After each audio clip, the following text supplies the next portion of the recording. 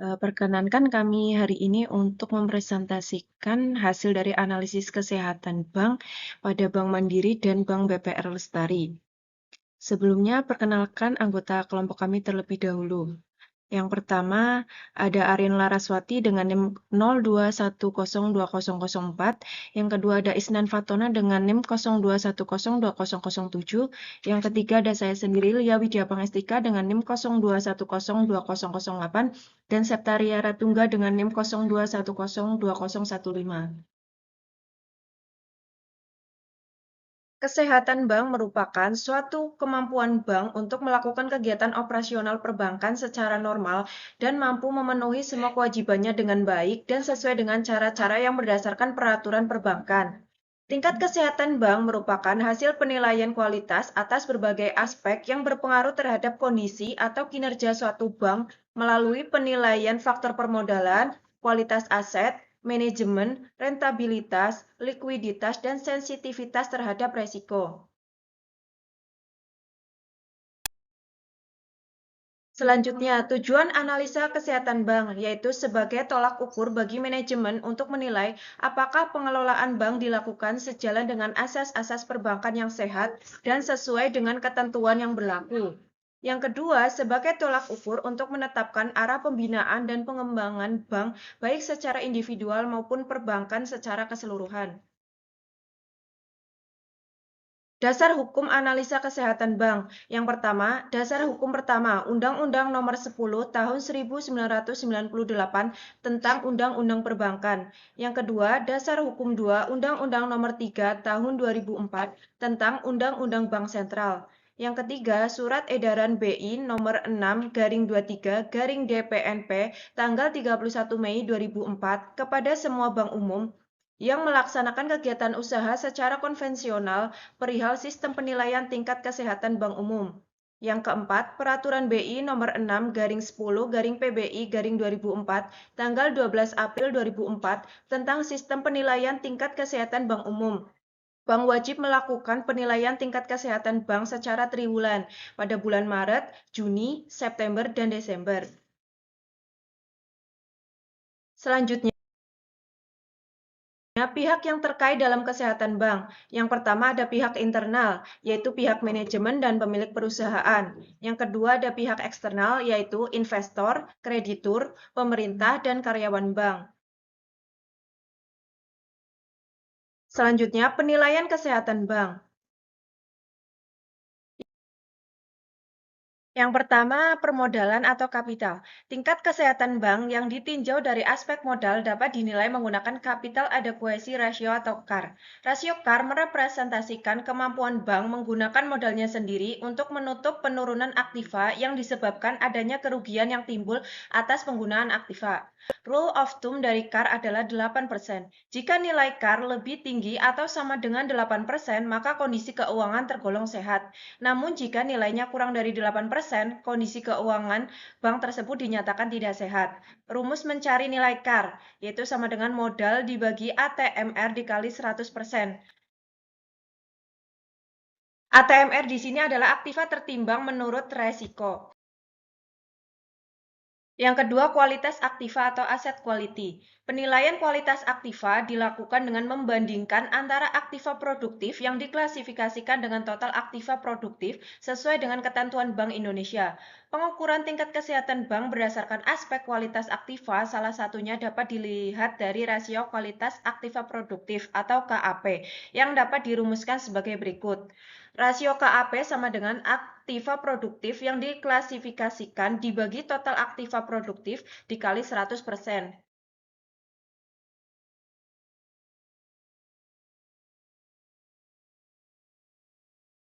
Hitungan aktiva produktif yang diklasifikasikan sebagai berikut. Yang pertama 0% dari kredit lancar, yang kedua 25% dari kredit dalam perhatian khusus, yang ketiga 50% dari kredit kurang lancar, yang keempat 75% dari kredit yang diragukan, dan yang kelima 100% dari kredit macet. Hasil penilaian terhadap tingkat kesehatan bank ditinjau dari aspek kualitas aktiva didasarkan pada rentang nilai berikut. Jika nilainya 0,0% sampai dengan kurang dari sama dengan 10,35%, maka bank dikategorikan sehat. Jika nilainya lebih dari 10,35% sampai dengan kurang dari sama dengan 12,60%, maka bank dikategorikan cukup sehat. Jika nilainya lebih dari 12,60% sampai kurang dari sama dengan 14,85%, maka bank dikategorikan kurang sehat. Dan jika nilainya lebih dari 14,85%, maka bank dikategorikan tidak sehat.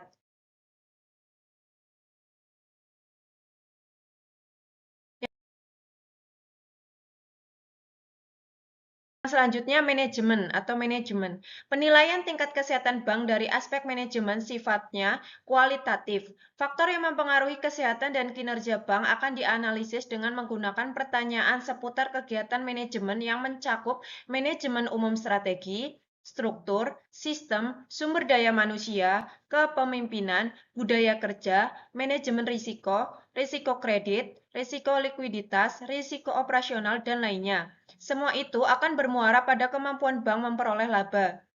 Nilai acuan untuk menilai rasio NPM dari rentang 0 hingga 1. Semakin besar nilai NPM atau mendekati 1 menandakan biaya yang dikeluarkan semakin efisien, sehingga tingkat pengembalian laba bersih semakin besar. Artinya, bank termasuk dalam kategori sehat. Demikian pula sebaliknya. Rumus mencari NPM sama dengan laba bersih dibagi pendapatan operasional dikali 100%. Selanjutnya, pendapatan atau earning. Bank yang sehat dan kinerjanya baik tentu akan dilihat dari kemampuannya memperoleh pendapatan berupa laba. Semakin besar laba yang diperoleh menunjukkan bahwa kinerja bank semakin baik dan kondisi keuangannya semakin sehat. Untuk mengukur kesehatan bank dari aspek pendapatan dapat menggunakan rasio Return on Asset atau ROA. Dan dengan membandingkan laba bersih yang dicapai dengan total aktiva yang dimiliki bank. Berikut rumus penghitungan rasio ROA. ROA sama dengan laba bersih dibagi total aktiva dikali 100%. Kategori sehat tidak hanya suatu bank dilihat dari aspek pendapatan, didasarkan pada rentang nilai berikut. Jika nilainya sama dengan 1,215%, maka bank dikategorikan sehat. Jika nilainya sama dengan 0,999% sampai dengan kurang dari 1,215%, maka bank dikategorikan cukup sehat. Jika nilainya sama dengan 0,765% sampai kurang dari 0,0999%, maka bank dikategorikan kurang sehat. Dan jika nilainya kurang dari 0,7765%, maka bank dikategorikan tidak sehat.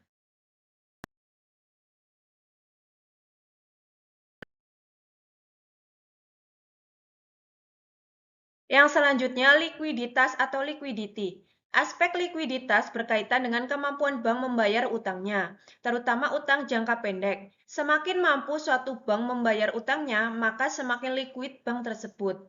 Pada aspek ini, penilaian ditekankan pada rasio kewajiban bersih terhadap aktiva lancar dan rasio kredit terhadap dana yang diterima bank. Terkait dengan itu, loan deposit ratio atau LDR merupakan salah satu rasio keuangan yang bisa mewakili penilaian tingkat kesehatan bank dilihat dari aspek likuiditas. Formulasi perhitungan LDR dapat dirumuskan sebagai berikut. LDR sama dengan total utang dibagi total deposit ditambah ekuitas dikali 100%. Tingkat kesehatan bank dilihat dari aspek likuiditas didasarkan pada rentang nilai LDR sebagai berikut. Jika nilainya kurang dari sama dengan 94,75%, maka bank dikategorikan sehat. Jika nilainya 94,75% sampai dengan kurang dari sama dengan 98,50%, maka bank dikategorikan cukup sehat. Jika nilainya 98,50% sampai dengan kurang dari sama dengan 102,25%, maka bank dikategorikan kurang sehat. Dan jika nilainya 102,25%, maka bank dikategorikan tidak sehat. Berikut ini adalah penilaian kesehatan Bank Mandiri posisi 31 Desember 2020 sampai 2021 secara individu atau self assessment. Dari hasil penilaian tingkat kesehatan Bank Mandiri secara individu per 31 Desember 2021 ada pada peringkat komposit 1, yang berarti kondisi secara umum sangat sehat sehingga dinilai sangat mampu menghadapi pengaruh negatif yang signifikan dari perubahan kondisi bisnis dan faktor eksternal lainnya. Hal ini tercermin dari peringkat faktor-faktor penilaian seperti profil resiko, penerapan GCG, rentabilitas, dan permodalan yang secara umum sangat baik. Selanjutnya, penilaian kesehatan Bank BPR Lestari Provinsi Bali. Dari data di samping dapat kita simpulkan bahwa BPR Lestari berada pada tingkat kesehatan bank yang sehat. Hal ini dapat dilihat dari nilai rasio pada beberapa tahun terakhir yang terus meningkat. Nilai CAR meningkat dari 26,73% pada tahun 2020 menjadi 27,43% pada tahun 2021. Rasio ROA pun mengalami peningkatan. Pada tahun 2020 bernilai 2,39%, yang kemudian naik menjadi 2,82% pada tahun 2021. Serta nilai LDR yang mengalami perubahan dari 67,65% pada 2020 menjadi 66,60% pada tahun 2021. Perubahan tersebut tidak menimbulkan dampak yang signifikan. BPR Lestari Provinsi Bali tetap berada pada tingkat kesehatan bank dengan kategori sehat. Selanjutnya, rahasia bank. Pasal 1 Angka 16 Undang-Undang Nomor 7 Tahun 1992 tentang Perbankan. Rahasia bank adalah segala sesuatu yang berhubungan dengan keuangan dan hal-hal lain dari nasabah bank yang menurut kelaziman dunia perbankan wajib dirahasiakan. Sedangkan menurut pasal 1 angka 28 Undang-Undang Nomor 10 Tahun 1998, rahasia bank adalah segala sesuatu yang berhubungan dengan keterangan mengenai nasabah, penyimpan, dan simpanannya. Selanjutnya, pengecualian rahasia bank. Yang pertama, kepentingan perpajakan. Yang kedua, penyelesaian piutang bank yang diserahkan ke BUPN atau Badan Urusan Piutang Negara atau PUPN, Panitia Urusan Piutang Negara. Yang ketiga, kepentingan peradilan antara bank dengan nasabahnya. Dan yang terakhir, tukar-menukar informasi antar bank. Selanjutnya, rahasia Bank Mandiri. Rahasia Bank Mandiri diantaranya yang pertama, seluruh jajaran bank wajib memahami dan menjaga kerahasiaan setiap informasi, baik informasi mengenai nasabah maupun informasi lainnya sesuai ketentuan yang berlaku. Yang kedua, dalam memberikan informasi, setiap jajaran bank harus bertindak sesuai dengan ketentuan yang berlaku. Yang ketiga, seluruh jajaran bank menggunakan informasi yang diterima hanya untuk kegiatan bank dan tidak untuk kegiatan pribadi, keluarga, dan lainnya atau kegiatan di luar bank. Yang keempat, untuk menghindari penyalahgunaan, penyebaran informasi nasabah di lingkungan internal dilakukan secara hati-hati dan hanya kepada pihak yang berkepentingan. Kemudian, rahasia Bank Mandiri selanjutnya, seluruh jajaran bank dilarang menyebarluaskan informasi kepada pihak luar mengenai yang pertama, kegiatan bank dengan pemerintah Republik Indonesia. Yang kedua, kebijakan internal serta prosedur kerja bank. Yang ketiga, manajemen sistem informasi, data, dan laporan. Yang keempat, data karyawan baik yang masih aktif ataupun tidak. Yang kelima, kegiatan bisnis bank termasuk kegiatan dengan nasabah dan rekanan, kecuali atas persetujuan pejabat bank yang berwenang atau perintah oleh pejabat. Selanjutnya, kewajiban untuk menjaga hal-hal khusus yang harus dirahasiakan tetap berlaku bagi mantan pegawai bank. Kemudian, rahasia BPR Lestari. BPR Lestari akan menjaga kerahasiaan data pengguna Lestarinet dan hanya orang tertentu yang berhak untuk mengakses informasi internet tersebut untuk digunakan sebagaimana mestinya. Dalam hal ini, BPR Lestari akan mengingatkan karyawan pentingnya menjaga kerahasiaan data nasabah. BPR Lestari tidak akan memperlihatkan atau menjual data nasabah kepada pihak ketiga. Selanjutnya, fasilitas-fasilitas yang dimiliki oleh Bank Mandiri bagi perseorangan. Yang pertama yaitu simpanan, terdiri dari Mandiri Tabunganku, kemudian tabunganku, selanjutnya tabungan falas, tabungan now, giro rupiah, giro falas, tabungan reksadana, deposito rupiah. Kemudian yang kedua yaitu pinjaman. Pinjaman diantaranya kredit serbaguna mikro, yang kedua kredit kendaraan bermotor, dan yang ketiga kredit kepemilikan rumah. Fasilitas selanjutnya yaitu kartu kredit. Di antaranya travel, otomotif, golf, lifestyle, prioritas, dan corporate. Fasilitas selanjutnya investasi dan asuransi. Di antaranya ada reksadana, ori dan sukuk retail. Yang ketiga asuransi Aksa Mandiri. Yang keempat asuransi kesehatan Mandiri InHealth.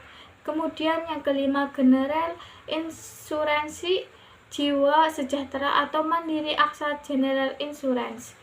Selanjutnya yaitu fasilitas digital banking. Di antaranya terdapat Mandiri Online, yang kedua Mandiri SMS, Mandiri e-money, dan Mandiri Chat Banking. Assalamualaikum warahmatullahi wabarakatuh. Salam sejahtera bagi kita semua. Om Swastiastu, Namo Buddhaya, salam kebajikan. Saya Septaria Ratungga akan berbagi mengenai fasilitas yang dimiliki oleh Bank Mandiri bagi bisnis. Apa aja sih fasilitas-fasilitas itu? Yang pertama, kita mempunyai simpanan. Simpanan terdiri tabungan bisnis, deposito rumah, deposito walas, giro walas, dan giro rupiah. Kemudian untuk pinjaman, kami terdiri dari pinjaman untuk UMKM, korporat, kemudian dan cash management. Trade finance terdiri dari value chain, Kopra Mandiri Financial Supply Chain Management, Kopra Mandiri Global Trade, import, perdagangan domestik, bank guaranti, dan ekspor. Treasury dari Bank Mandiri terdiri dari transaksi cash atau likuiditas, yang kedua produk investasi, dan yang ketiga produk lindung nilai. Financial institution terdiri dari jasa custodial service, lini bisnis kustodian Bank Mandiri, dan jasa trust service. Lalu digital banking dari Bank Mandiri terdiri dari Mandiri Edisi, Mandiri ATM, Mandiri e-commerce, Mandiri direct debit, digital lending for e-commerce and fintech, Mandiri customer service merchant, Mandiri QRIS, Mandiri application programming interface, Mandiri ATM setor tarik, digital lending for value chain business.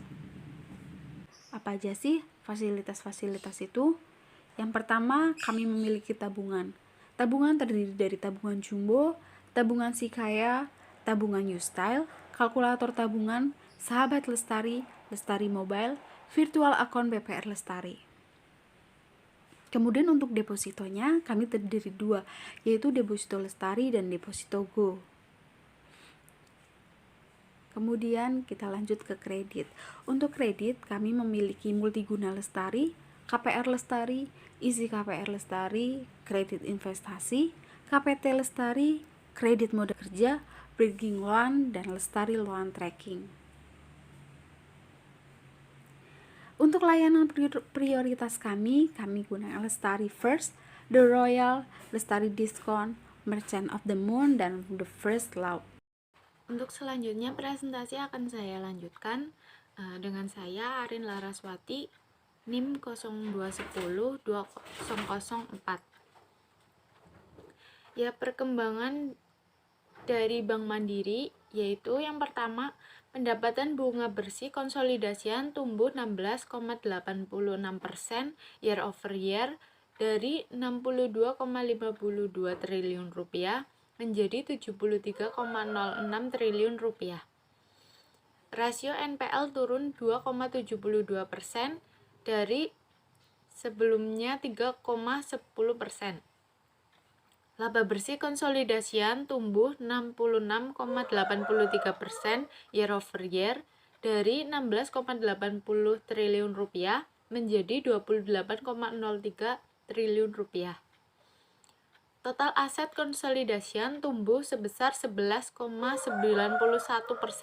year over year dari 1.541,96 triliun rupiah menjadi 1.725,6 triliun rupiah.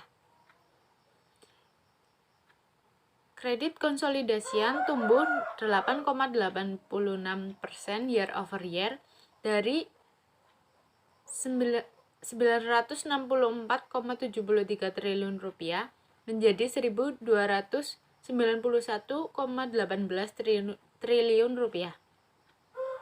DPK konsolidasian tumbuh 12,80% year over year dari 1.144,6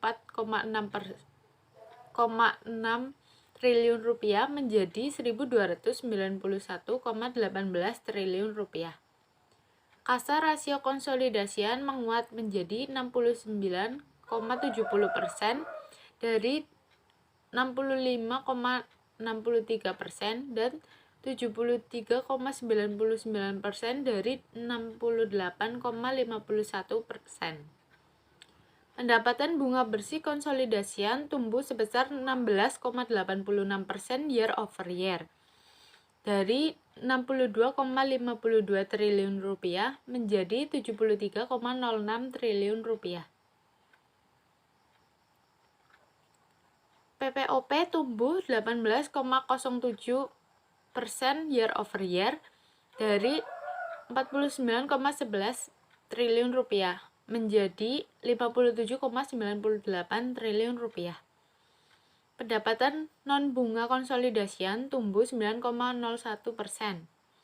year over year dari 29,61 triliun rupiah menjadi 32,27 triliun rupiah.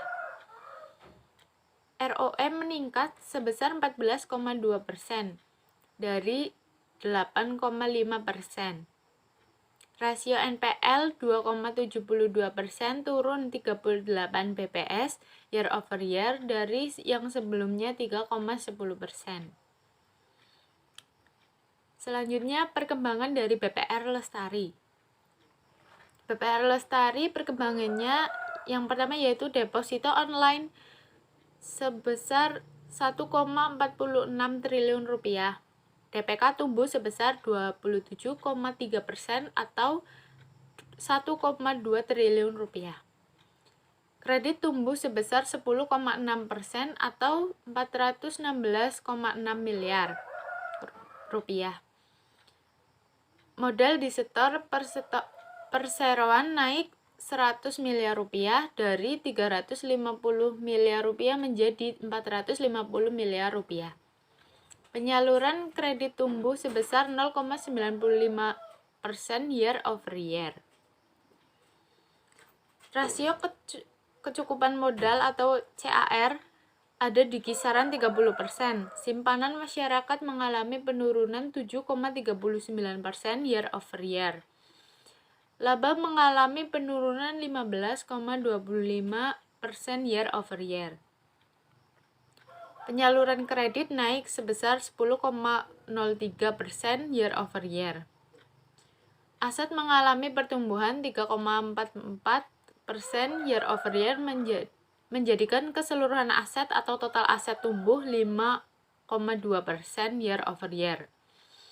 Dana yang dihimpun turun 1,91% year over year. Sekian presentasi dari kelompok kami. Apabila ada perkataan yang kurang berkenan, kami mohon maaf. Wabillahi taufiq wal hidayah. Wassalamualaikum warahmatullahi wabarakatuh.